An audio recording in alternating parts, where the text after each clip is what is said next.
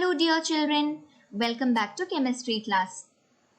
In today's class, we are going to begin with the 6th chapter, metals and nonmetals. In this chapter, you are going to learn various properties of metals and nonmetals, how these elements are classified in the periodic table, some of the uses of metals and nonmetals, and also some experimental studies.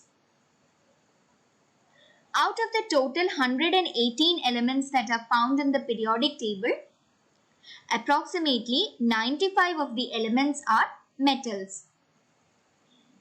First, let us see how are these metals naturally occurring on Earth. Metals occur on Earth naturally either in the native state or in the combined state. Native state is otherwise called free state, which means there are some metals that are found pure in the metallic form itself on Earth. Some of the examples of metals that are found in the free state are gold, silver and platinum. So these are examples of metals that are found pure in the metallic form itself on Earth, which means they do not combine with any earthly impurities or with any other elements, but they are found in the free state on Earth. But there are some other metals that combine with earthly impurities or they combine with other elements and they are occurring on Earth in the combined state. We generally call them as compounds. We have various metals that are present as compounds on Earth.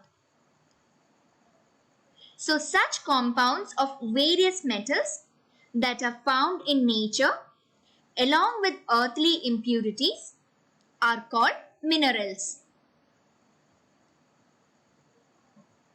From some of these minerals, we can extract the metals profitably and easily.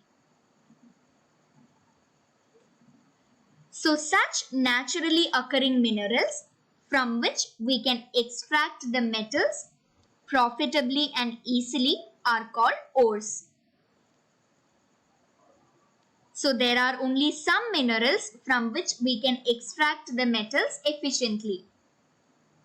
Therefore, remember, all minerals are not ores, but all ores are minerals. With the help of technology, we can extract the metals in its pure form from their ores. So this process of extracting the metals in the pure form from their ores is called metallurgy. Now let's have a look at examples of some common ores.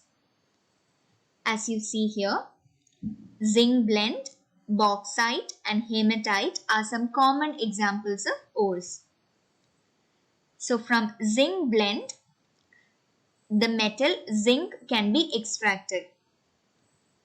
So zinc blende is the naturally occurring mineral that is found on Earth. So from this naturally occurring mineral, we can extract the metal. So from this ore, that is zinc blende, we can extract the metal zinc. Another name for this ore, zinc blende, is zinc sulfide with the chemical formula ZnS. As you see here in the picture, this is the ore of zinc. That means it is from this ore zinc blende we extract the metal zinc. Same like that, to extract the metal aluminium, we have the ore bauxite. So from this ore bauxite, as you see here in the picture, we extract the metal aluminium. Bauxite ore is otherwise known as hydrated aluminium oxide with the chemical formula Al2O3 2H2O. Hematite is the ore of iron. So from this hematite ore, we extract the metal iron. So hematite, as you see here, is the ore or the naturally occurring mineral from which we extract the metal iron. So hematite is also known as iron oxide. Iron oxide with the chemical formula Fe2O3. So as you see here, these are the common ores from which we extract the respective metal. Now, let's have a look at some of the physical properties of metals. Here, we are going to learn about 7 important physical properties of metals. The first important physical property is luster. We have already learned metals are lustrous. Luster is the ability of a metal to shine or to show brightness when light reflects on it. This happens especially when the surface of the metal is polished. The second important physical property of a metal is hardness. Hardness is the ability of metal to resist indentation when an external force is applied to it. Or in other words, hardness is the ability of a metal to resist any kind of deformation or any kind of dent that is supplied to it by an external force. So if the material is a metal, then it can resist that indentation. As you see here, metals will resist indentation or it will resist any kind of deformation that is brought about to it by an external force. The next important physical property is malleability and ductility. We have already learnt about malleability and ductility in our previous chapter. So malleability, it is the ability of a metal to be beaten into sheets, as you see here in this picture. This metal, as it is beaten with a hammer, it can be converted into a thin sheet. So this ability of a metal to be beaten into thin sheets is called malleability. While ductility is the ability of a metal to be drawn into wires, like how you see here in the picture. Copper metal,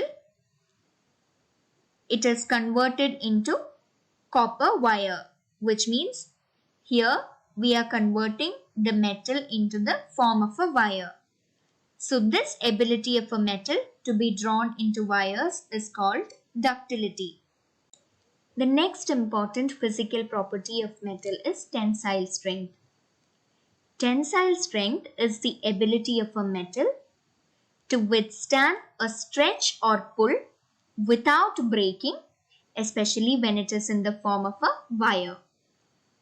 So it is this ability or the property of metal to withstand a longitudinal pull, that is a stretch, especially when it is in the form of a wire.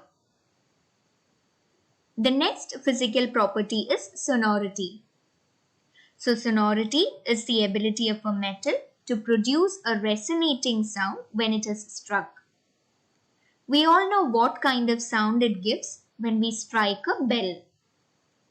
When we strike a bell, it gives us a resonating sound, which means it gives us an amplified sound or a sound along with an echo.